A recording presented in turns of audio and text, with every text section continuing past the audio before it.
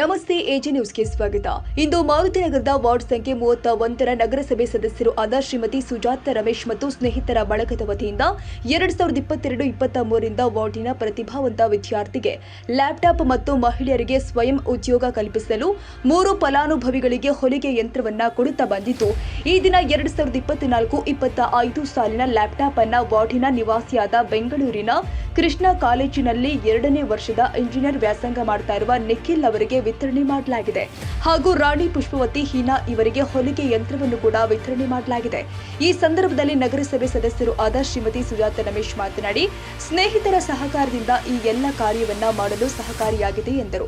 ಮತ್ತು ಬಳಗದ ಪ್ರಮುಖರು ಆದ ರಮೇಶ್ ಮಾತನಾಡಿ, ನಮ್ಮ ಬಳಗದ ಎಲ್ಲ 2019 ರಿಂದ 3 ವಾರ್ಡಿನ 50 ಬಡ ಕುಟುಂಬಗಳಿಗೆ ಔಷಧಿಯನ್ನು ಕೂಡ ಅವರ ಮನೆ ಬಾಗಿಲಿಗೆ ತಲುಪಿಸುತ್ತಾ ಬಂದಿದ್ದು, ಅಂತ್ಯ ಸಂಸ್ಕಾರ 5,000, ಶಸ್ತ್ರಚಿಕಿತ್ಸೆಗೆ 10,000 ರೂಪಾಯಿಗಳನ್ನು ಕೊಡುವುದು, ವಾರ್ಡಿನಲ್ಲಿ ಅಪಘಾತ ತಪ್ಪಿಸಲು ಸಂಚಾರಿ ಕನ್ನಡಿಯನ್ನು ಕೂಡ ಅಳವಡಿಸಿರುವುದು, ವಿವಿಧ ಬಗೆಯ ಸಸ್ಯಗಳನ್ನು ಕೂಡ ಹಾಕಿರುವುದು, ಕಳೆದ 2 ವರ್ಷದಿಂದ 3 ಲಕ್ಷ ವೆಚ್ಚದಲ್ಲಿ 2 ಬಡ ಕುಟುಂಬಗಳಿಗೆ ಮನೆ ಕಟ್ಟಿಸಿಕೊಟ್ಟಿರುವುದು ಮತ್ತು ವಾರ್ಡಿನ ಸ್ವಚ್ಛತೆಗೆ ಆದ್ಯತೆ ಕೊಡುವ ವಿಚಾರವಾಗಿ ಬಳಗದ ವತಿಯಿಂದ ಹುಲ್ಲು ಕಟ್ಟು ಮಾಡುವ ಯಂತ್ರ, ಸೊಳ್ಳೆ ಔಷಧಿ ಸಿಂಪಡಿಸುವ ಯಂತ್ರ ಸ್ವಂತಕ್ಕೆ ತಂದು ಕೆಲಸ ಮಾಡುತ್ತಿರುವುದು ಹಾಗೂ ಪ್ರತಿನಿತ್ಯ ಯಾವ ಪ್ರದೇಶದಲ್ಲಿ ಕೆಲಸ ನಡೀತಾ ಇದೆ ಎಂಬುದರ ಬಗ್ಗೆ ಸಾರ್ವಜನಿಕರಿಗೆ ಸಂದೇಶ ಕಲಿಸುವಂತೆ ವ್ಯವಸ್ಥೆ ಮಾಡಿರುವುದು, ನಮ್ಮ ಬಳಗದ ಸ್ನೇಹಿತರೆಲ್ಲ ಸೇರಿ ಅಲ್ಪ ಪ್ರಮಾಣದ ಹಣ ಉಳಿತಾಯ ಮಾಡಿ ಉಪಯುಕ್ತ ಕಾರ್ಯಕ್ರಮಗಳನ್ನು ಆಯೋಜಿಸಲಾಗ್ತಾ ಇದೆ ಎಂದು ಸಂಪೂರ್ಣ ಮಾಹಿತಿಯನ್ನು ರಮೇಶ್ ತಿಳಿಸಿದ್ದಾರೆ. ಕೆಲವೊಂದು ಕಾರ್ಯಕ್ರಮಗಳ ಬಗ್ಗೆ ವಿವರ ನೀಡುತ್ತಾ ಪ್ರತಿ ವರ್ಷ ಅಂದರೆ 2022-23ರಿಂದ ನಮ್ಮ ವಾರ್ಡಿನಲ್ಲಿ ಬಡ ವಿದ್ಯಾರ್ಥಿಗಳಿಗೆ ಒಂದು ಲ್ಯಾಪ್ಟಾಪ್ ಕೊಡೋದು ಹಾಗೂ 3 ಹೊಲಿಗೆ ಮಿಷನ್ ಕೊಡುವಂಥ ಒಂದು ಕಾರ್ಯಕ್ರಮವನ್ನು 2022-23ರಿಂದ ಮಾಡ್ಕೊಂಡು ಬಂದಿದ್ವಿ.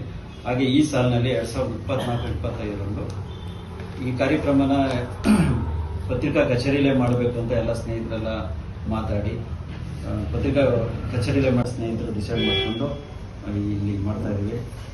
ನಮ್ಮ ಬಳಗದ ವತಿಯಿಂದ 2019ರಿಂದ 2019-20ರಿಂದ ನಮ್ಮ ವಾರ್ಡ್ ಅಲ್ಲದೆ 30ನೇ ವಾರ್ಡು ಮತ್ತೆ ಚರ್ಚ್ ಕಾಲೋನಿ 7ನೇ ವಾರ್ಡ್ಗೂ ಸಹ 50 ಬಡ ಕುಟುಂಬಗಳಿಗೆ ಪ್ರತಿ ತಿಂಗಳು ಅವ್ರ ಮನೆಗೆ ಔಷಧಿಗಳನ್ನು ಕೊಡುತ್ತಾ ಮನೆಗೆ ಹೋಗಿ ತಲುಪಿಸುವಂತ ಕಾರ್ಯಕ್ರಮ ಮಾಡ್ತಾ ಇದ್ದೀವಿ.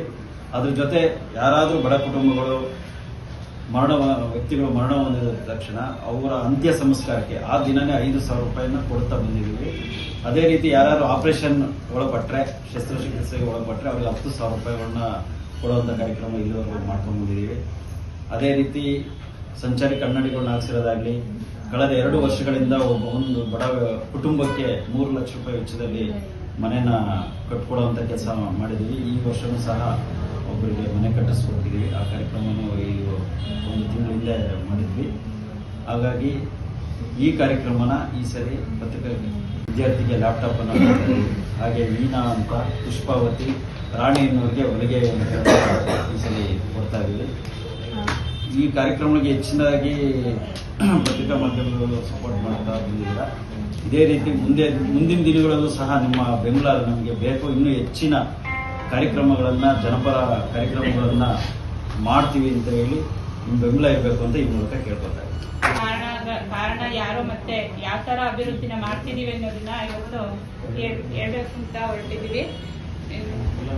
ನಮ್ಮ ವಾರ್ಡಿಗೆ ನಗರಸಭೆಯಿಂದ ಮಾಡಕ್ಕಾಗದೇ ಇರೋಂಥ ಹೆಲ್ಪ್ನ ನಮ್ಮ ಕೈಲಿ ಆಗದೆ ಇರೋದನ್ನ ಅವ್ರ ಸ್ನೇಹಿತರು ಸಹಾಯದಿಂದ ಇವತ್ತಿನವರೆಗೂ ಹೆಲ್ಪ್ ಮಾಡ್ಕೊಂಡ್ ಬಂದಿದ್ದಾರೆ. ಅಂತ ಹೆಲ್ಪ್ ಏನು ಮಾಡ್ತಿದ್ದಾರೆ ಅಂತ ನಮ್ಮ ಮನೆಯವರು ಹೇಳ್ತಾರೆ.